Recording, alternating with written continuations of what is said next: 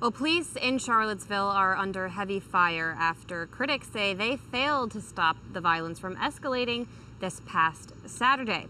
Speaking at a press conference just a few moments ago, police chief said they regret the loss of life this weekend. But as RT's Marina Portnaya reports, this is just the latest in a string of protests which show law enforcement is struggling to prevent escalation at demonstrations. From college campuses to the nation's capital, America's law enforcement has responded to a wave of protests in the past year. Some were anticipated, and other demonstrations turned out bigger than expected. But in nearly every case, an increase in police officers failed to prevent violence and vandalism from escalating.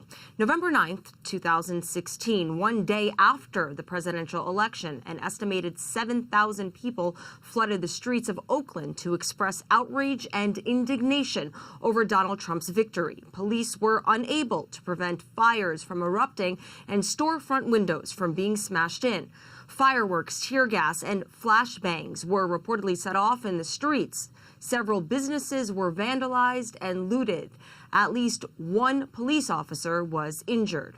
Inauguration Day led to more than 200 people indicted on felony charges in connection with protests in downtown Washington, D.C. On the morning of January 20th, demonstrations over Donald Trump's inauguration turned violent when protesters smashed storefronts and bus stops, hammered out the windows of a limousine, and eventually launched rocks at police. Officers responded by launching smoke and flashbang devices into the street to disperse the crowds. At least 6 officers were injured and an estimated 230 protesters were arrested.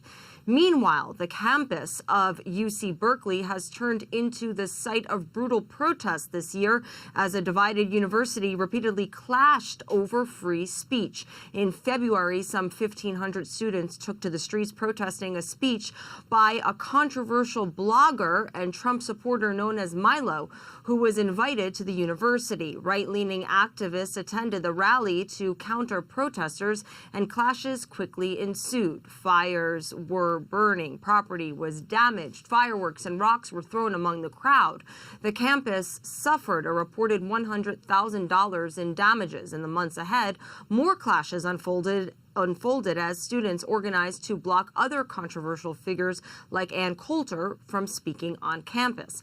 And today, as tensions throughout the country continue growing worse, it remains increasingly challenging for police to serve and protect a public fiercely divided.